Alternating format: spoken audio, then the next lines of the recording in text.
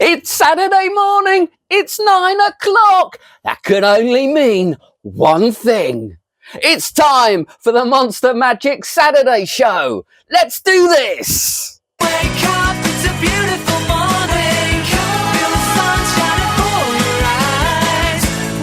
Woohoo! Good morning, people. Wow, gosh, has it ever been hot?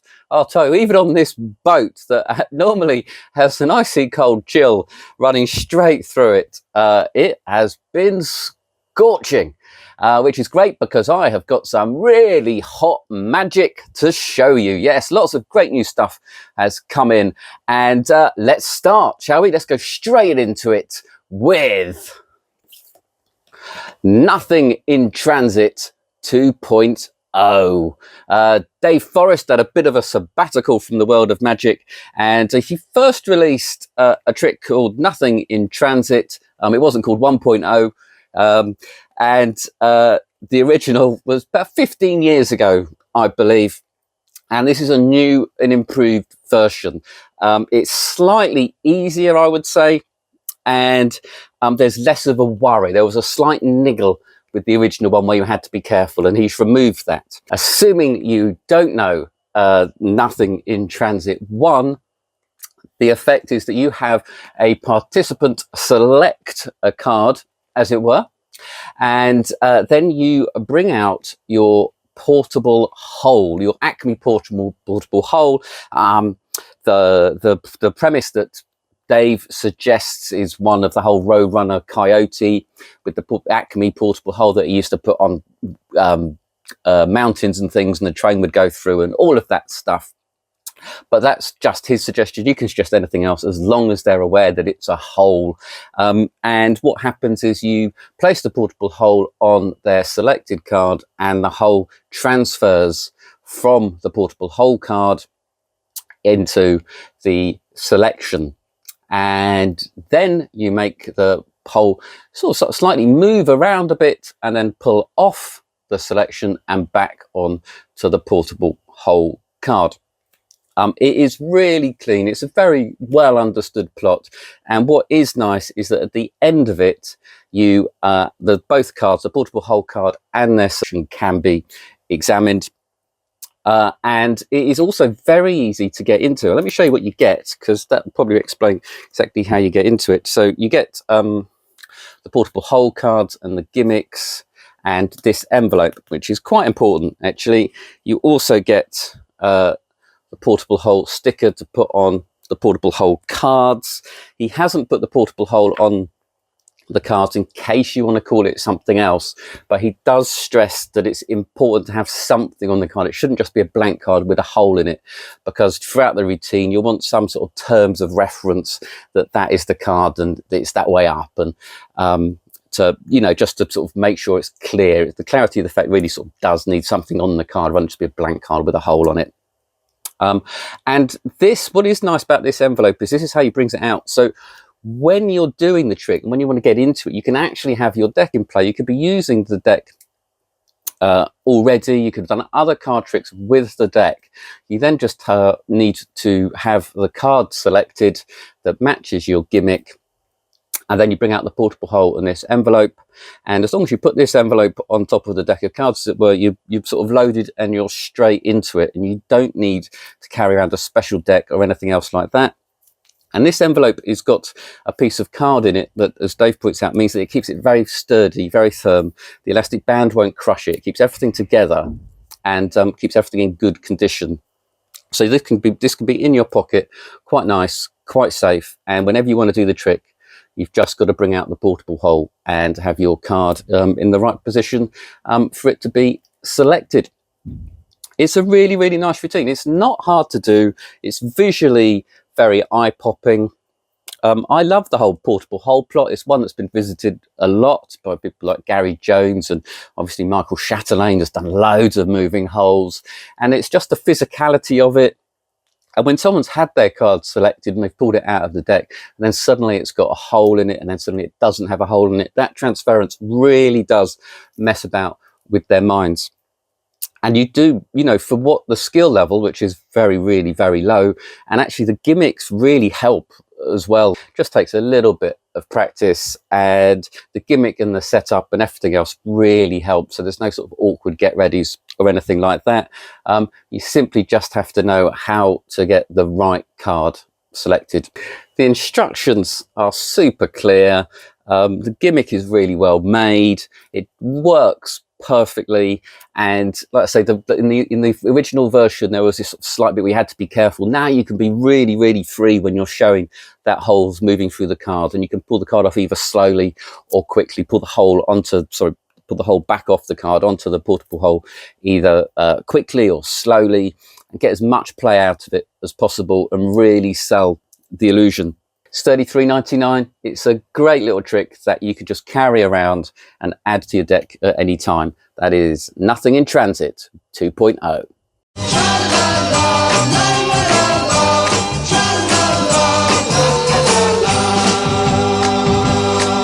Next, we've got something of a re-release. It is Ultimate Oil and Water by Anthony Owen. Sadly, Anthony passed away a few years ago now. This was one of his most popular effects. It's been written up in some of his books. I think it was originally in Some Tricks, and then it was in his book Secrets. And if you don't know, Anthony Owen did a lot of TV work, did Monkey Magic and stuff like that. And he also had a Dungeon magazine back in the early 90s. He was a great magician, great thinker, and this is one of his creations. It really is, it's an oil and water that requires almost no skill whatsoever, and yet it is super clean. It's kind of the classic plot, really. You've got 3 black cards and 3 red cards. This is the faces of the cards, not the back. So the faces of the cards are red and black, and you mix them up. One red, one black, one red, one black. And then you show that they have separated. You do a second phase where you can flash that you're definitely putting down colours that you're claiming that they are, and still they separate. And the third and final, and the real selling point of this trick, is the third phase where you do it all face up. It is so easy to do, and visually quite startling as well for people who can't understand. It's almost, till you've seen an oil and water done, particularly done well, it's a sort of weird, you can't figure out whether the cards are melting around, whether you're being fooled, how it's being done. It's a plot I really like. I first saw Rennie Levon do his It Can't Be Done Any Slower, and that was when I really fell in love with the plots. But Anthony has removed all of the skill that one-handed Argentine genius used to do to make this, and it is really clean. What you get in the box is the gimmicks, and you also get an extra gimmick. So instead of just the cards prepared for the oil and water, as Anthony usually does it, you get an extra gimmick as well, which can make the first phase look even cleaner, which is a really nice addition to the set. And he also includes, I can't really show you what it is, he includes the little magical stuff that is used to make the gimmicks, to make this set work. So you can use any cards that you like, whether it's the back that you want, or you just want different values on the front. So it's a complete kit, really, and Anthony runs through various different handlings that some friends have suggested and so on, depending on your situation. And he also shows a glass table version, which I believe is how it was performed on Monkey Magic all those years ago, where it's filmed from below, so you can see the cards going down, alternating, and then you can see when he spreads them that they all have somehow come together. It's a super set. It's $24.99, but like I say, even if these gimmicks wear out, you can always make some more using your favorite cards, using any spare cards that you've got. There is a knack to it that you probably want to practice, but it's not really a sleight as such. And really, you've just got to learn the routine and get a nice rhythm going, and make sure that you lay down each card exactly the same for the consistency, to make it even more fooling. It is one of the best oil and waters out there. There's a lot of competition coming up, I know, but this probably is my favorite. The tutorial is with Anthony. It is about 20 minutes long or so, and he runs through all of the subtleties and everything else. It's super clear. It is a brilliant little oil and water. I highly recommend it. That's Oil and Water by Anthony Owen.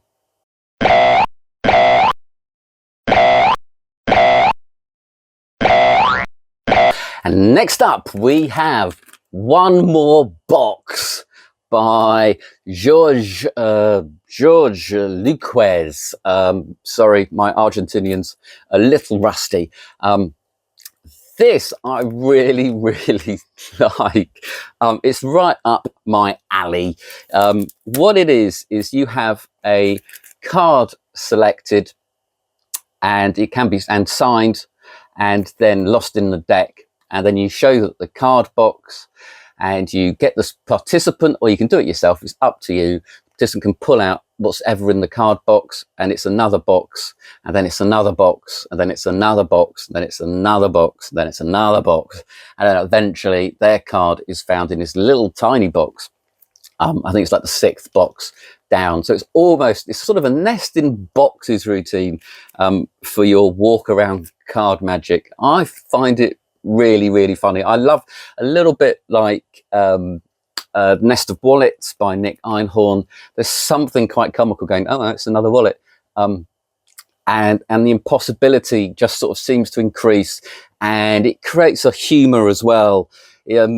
Very, very good. I don't know why no one's ever done it with a box before. Maybe they have, and I haven't seen it. The method is probably, I'm guessing, fairly obvious to experienced magicians.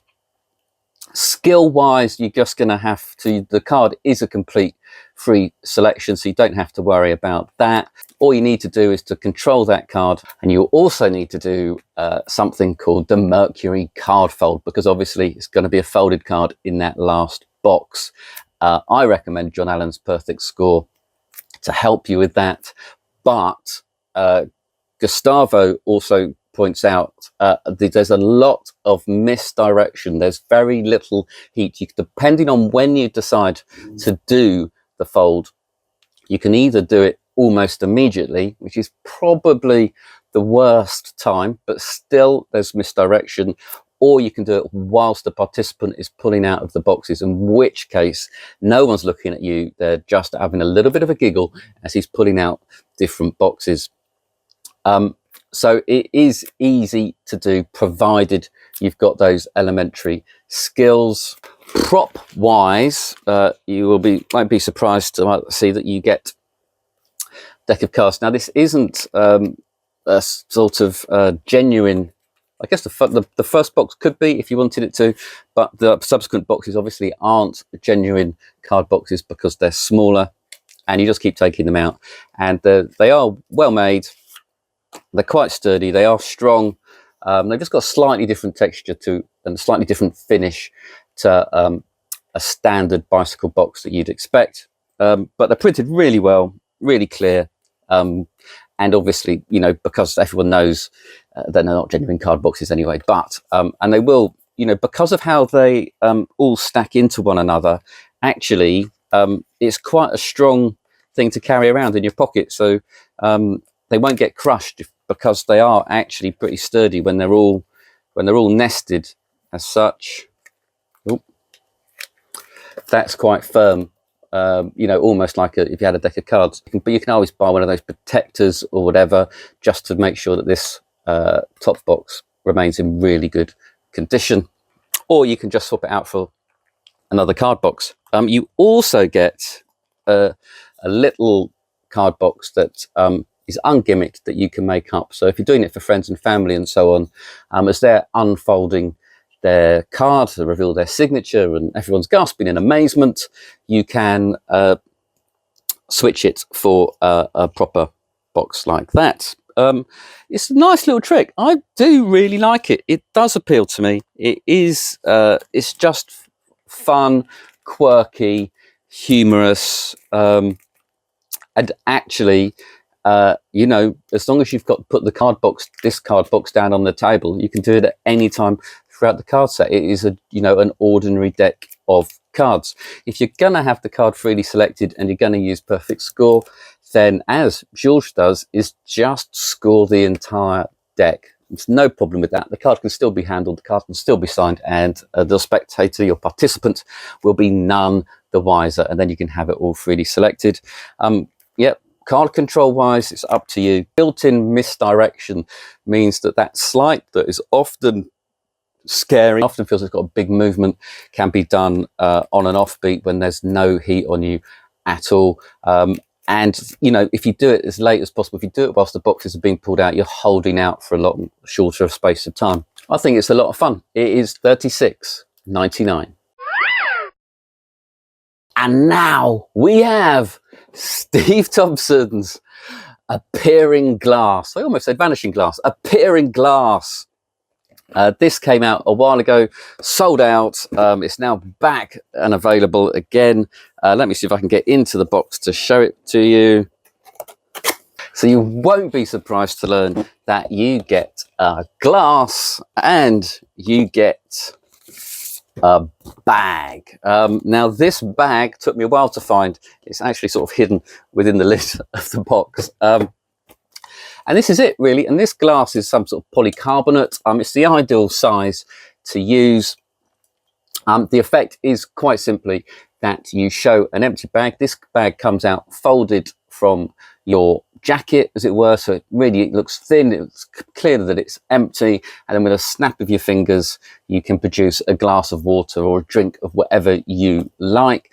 Participants and spectators and so on can look inside the bag almost throughout the routine until the last minute when the glass arrives, and the glass arrives beautifully with this nice loud, so it's audible and visual drop into the bag, which makes this and really sells this. Steve Thompson teaches it and he runs through it in great detail. It's only a 20-minute long tutorial, I believe, but he imparts so much information in that, and all of the tips that he's learned and that other people who've been performing it like to do, in how to prepare this bag, and how to make it easy, how to make the handling really, really clean. The bag is a Tyvek, which, as Steve points out, is plastic rather than paper, essentially. And he teaches you how to sort of condition the bag, how to fold the bag. And it is really, really super strong. You're dealing with liquids, but it doesn't matter because this is plastic. It'll just dry out. You can wipe it off and just leave it to dry. Don't store it wet, but leave it to dry. And it will last many, many performances. It's very well gimmicked. You can show the bag pretty much from all angles, and even when you've done what I'm going to call the steal or the load, should we say, you can still show the bag empty, and that is what's really nice. And you can have the participant reach in. They get to look to see what's in the bag. They see the glass of water. They get to reach in themselves and pull it out, which is really, really strong. There's a nice little bit on the tutorial where Steve runs through exactly how, the subtlety of how to hold the bag so that when the participant pulls it out, it doesn't look cack-handed a little bit. It looks really nice and clean, and a great applause cue. It's really good. It's nice. This glass is the perfect size. There is another bonus routine actually, which includes producing a Rubik's Cube. Obviously, you can produce anything from this bag. It doesn't have to be this glass, but you're sort of, what you want is something about this size or smaller is what you want to produce. You want something obviously with a little bit of weight as well, so that when it sort of lands and hits the bag, it's got that nice crease, and like I say, it's audible. But yeah, it's really good for producing pretty much anything. You'll have to figure out exactly how you load whatever it is yourself, depending on its shape. Steve explains very clearly exactly where he has the load before it goes into the bag, and that's very simple. Doesn't require any extra gimmicks or anything like that. One thing I would use, so if I was ever producing a bottle or anything, you can get those new elastic belts that are they're like woven rubber, and they're quite stretchy. I don't think they're terribly good as belts, to be honest, but they do stretch, and that is something that I would use in conjunction with this. And he also shows how to you know, once you're ready for the production, how to hold it slightly further away from your body to really accentuate the impossibility of it, and everything else. It's great teaching. It's all very clear. I would like to have seen a live performance of it on stage. That would just have really sort of rounded it all off. But he does tell you absolutely everything you need to know, and it is great. It's easy to do. You know, the production of a glass of liquid in itself is very good. People used to produce a bottle of beer all of the time. To be able to clearly show that this bag is empty, have a participant reach in and maybe remove a pen or a receipt from the bag before you do it is great. And then to have them reach in and pull out the glass is just incredible. It's really well made. It's great teaching. It is a great product. That is Appearing Glass by Steve Thompson, which is $33.99. And now I've got a bit of a golden oldie. I'm quite tempted to do a little bit of a blast from the past every week, because sometimes I'm just going through and I'm always sort of looking at back catalogue to see if there's something I can put in stock that I really like that isn't the latest thing. And one of them is Tiny Plunger. John Armstrong and Matthew Beach put this out. I don't know how long ago it was, but when it came out, I think a lot of people were doing it, and it was one of my most requested routines, and not just by my kids who absolutely loved it, but by adults as well. And this is it. This is the cute little thing himself. This is pretty much it's not all you get. You do get the tutorial as well, but this is a brilliant prop. One of the best little magic props I've ever come across, and the tutorial by John and John's performance of it and the stuff that John does with it are absolute entertainment gold as far as I'm concerned. You know, he mimes turning away, so, you know, hiding the plunger so that it can't see what card's being selected, all of that stuff. And it's really basically physics. So there's, you know, it's very easy to do. All of the routines are pretty simple to do. And this little puppy does it all. You've also got Matthew Beach, who teaches all of his routines, and you've got Matthew Garrett on the DVD as well, and they have a little jam session. If you don't know what it is, I mean, essentially what happens is this little plunger can count cards. So you can ask a spectator, how many cards do you want the plunger to cut, and he'll cut that number of cards. You can also have him find the signed selection. Absolute genius in its simplicity and its charm. It is just one of the most charming, lovable tricks that I know of. The one drawback with all of this is that it is still a DVD. But fortunately, if you've got an old laptop like me, you're absolutely fine, and you can still watch it. If you've got a PlayStation or whatever, you'll be fine. You know, you can play a DVD, but it is well worth it. I just think this is one of those tricks which you can just have so much fun with. The DVD is 60 minutes long, jam-packed with ideas. There's a nice session at the end with all three of them. It is just great. If you haven't done it, you really should. You won't believe the reactions that this little plunger gets.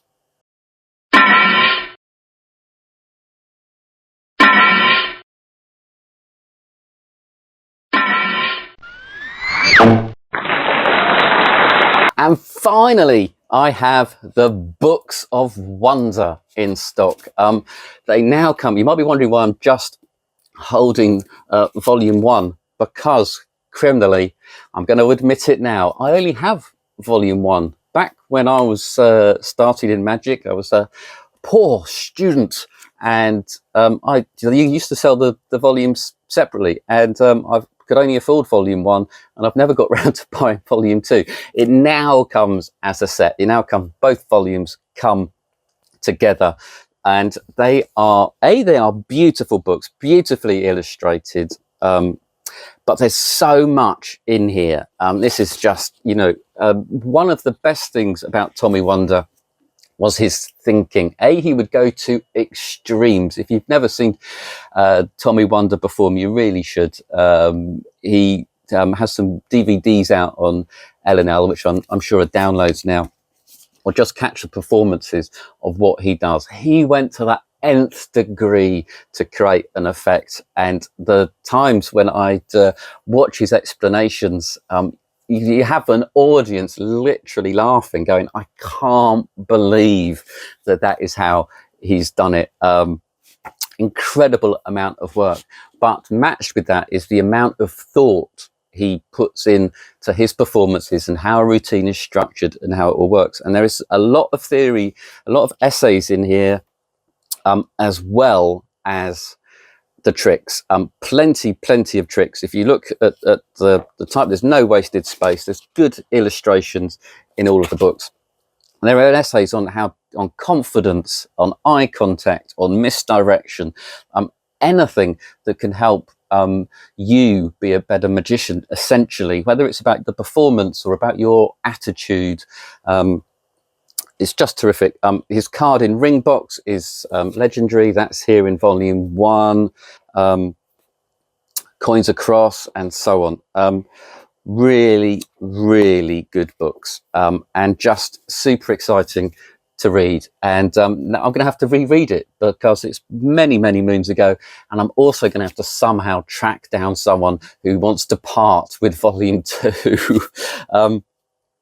Absolutely terrific. Highly recommended books. And actually, I think they're only £60 for both, which the amount of effects and advice you get in these volumes, they really are something to read and read again. And some of the tricks in here are still the best version that are around. If you think of wild card, no matter whose you've seen before, I can honestly say I think Tommy's is still the best out there. And there's a great chapter on the creative thinking where he talks about his wild card routine and how it developed, and it's all about the creative process as well. Brilliant little essay, brilliant trick. And also the ring, the watch and the wallet is in here, and that is a trick that I've never seen anyone else do it as well as Tommy. It's a bit of a pain to construct. I think was it ever released as a thing? I'm not sure, but brilliant tricks. There you go. They're the books of wonder. They really don't need any hype. They are just brilliant books.